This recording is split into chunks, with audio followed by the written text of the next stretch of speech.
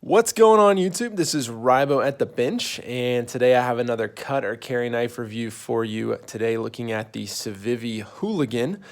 This is a knife that is not much talked about, which kind of surprises me. Typically Civivi releases a lot of different knives, and usually one or two really catch on and everyone talks about them and everybody wants one. Elementum is a good example of that. More recently, like the Rustic Gent or something like that. But this is one that kind of has floated in obscurity a little bit. I think I know why, but I saw it, I don't even remember where, and I thought it was really, really interesting and I should grab one. So I wanted the snakeskin micarta, which is this version right here. And this was sold out at, I forget if it was White Mountain Knives, I can't remember, but I did find it at the Knife Center. So I ordered it at the Knife Center, great experience. This was between $50 and $55. So that, really fast shipping. I was very, very happy with service and everything there.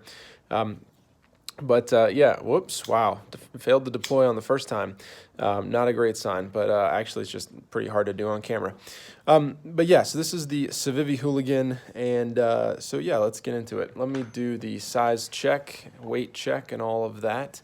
So this is not a super small knife, but not a large knife, and I think fairly lightweight, but we'll see what the scale says. Yeah, 3.3 ounces, very, very lightweight, especially for a little bit thicker handle and everything, because you can see that you have the full steel, those skeletonized liners. These are actually fairly skeletonized, which is nice to see. All right, so what I say, 3.3 ounces. For that, you're going to get sharpened blade length of under 3 inches, so about 2.75-ish. And then closed in the pocket, 4 inches. And the thickness on this, or the handle thickness on this guy, right under ½ an inch, so 0.47. So not thick, but in terms, for the actual size. The widest part of this knife is going to be up here on this finger guard at 1.34 inches. And I'll talk more about that in a little bit.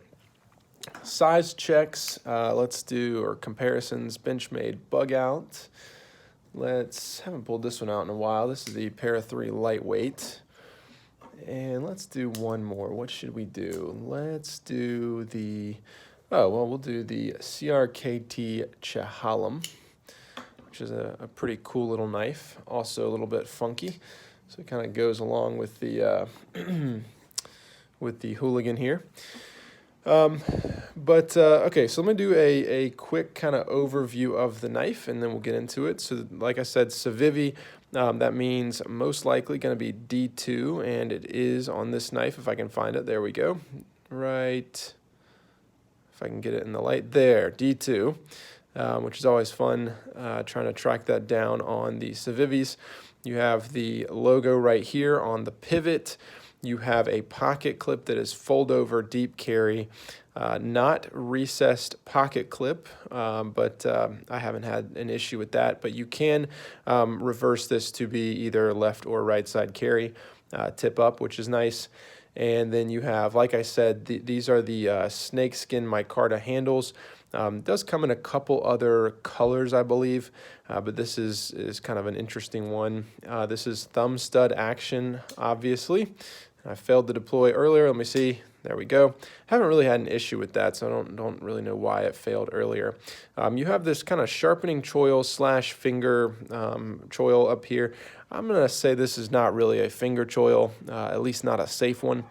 Yeah, there you go. Some jimping up here, and you have this kind of drop point with this big, not really harpoon swedge, but this interesting swedge up here. Overall, very nice blade shape, something that I really like to see in this nice, really deep hollow grind. I mean, you have thicker material back here, but then it comes in really thin, really for about half of this blade is just super, super thin, very, very slicey, and really, really nice. Okay. Since I'm kind of rambling already, let me get into the things that I like, since I've just listed out several of them. First of all, the blade. So, these blades speak to me. If you've watched my channel for any amount of time, you know that something like the Dozier here is a favorite of mine. The Bug Out, I'm not even gonna pull stuff out. These blades I really, really like. Something that is, I love Spyderco's flat grinds, but I also really love a well-executed hollow grind, especially one that's real thin like this. I think it looks really nice. I think it's very functional. I like what they've done with the swedge here, where you kind of have it come meet the top of that hollow grind. I think it looks very nice. It takes the visual and the real weight of the knife and of the spine down. You can see that you have some tapering up towards the center as well, which is it's a little bit different. It's not something that you really see all the time, and I think that is pretty cool, especially in a knife of this price point. So the blade absolutely is a winner. D2, this thing does cut very, very well. It's just a good EDC blade. I mean, it's not a specialist or anything like that, but for most tasks, this blade will do you just fine. And so I really, really do like that. Other things that I like, so I love the snakeskin micarta. So this is honestly why I think that this knife does not get more attention. Really, two reasons. I'll talk about the other one in a minute.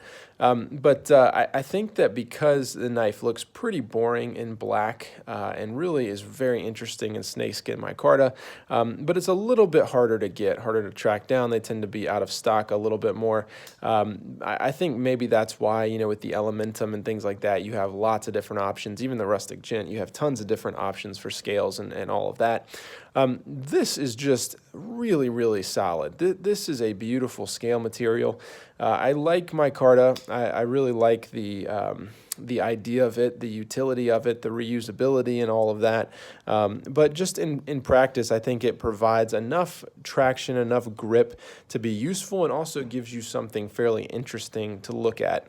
This, to me, if I were to name this knife, I'd call this knife the Copperhead, because that's what this snakeskin micarta reminds me of. But I really, really like the design pattern of this. And you can see as you get towards the shaped handle back here, you can see how those layers were put into the resin and then shaped down. Really, really cool.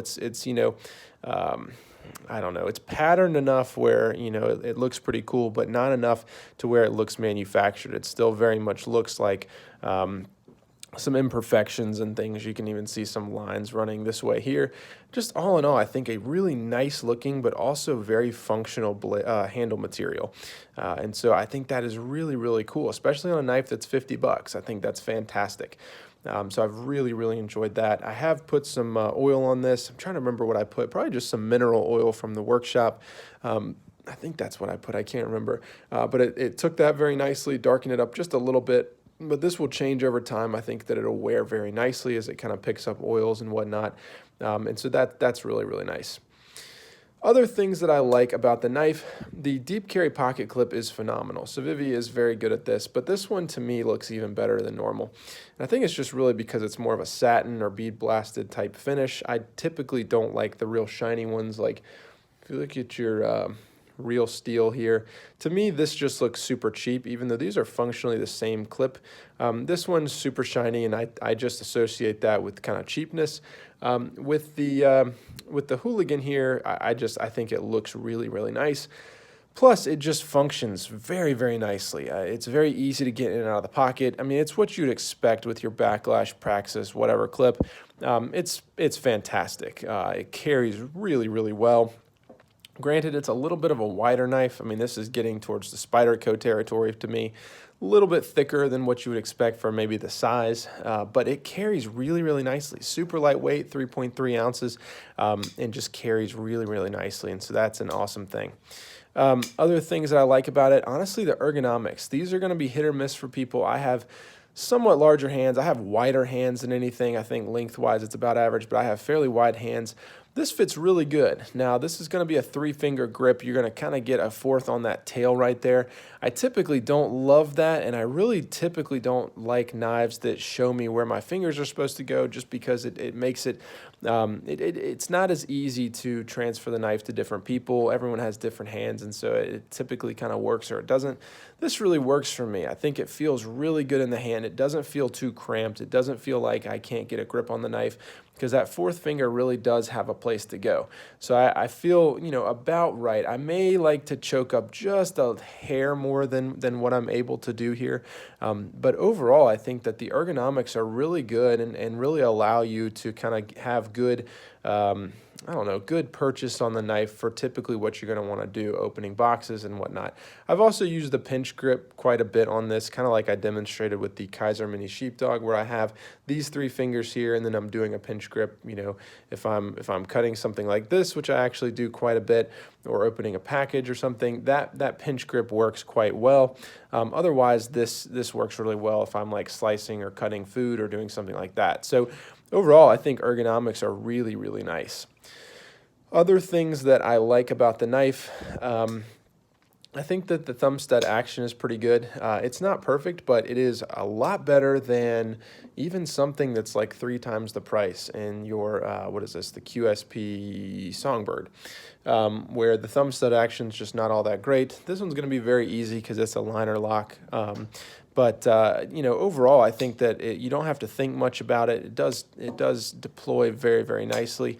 You can fail to deploy, and obviously I did that at the beginning of the video like that. But typically, I have a lot of success. I don't really have to think about it. It does fly open. I think that detent's just about perfect. Maybe could be a hair stronger, but really, really nice detent. So I like that a lot.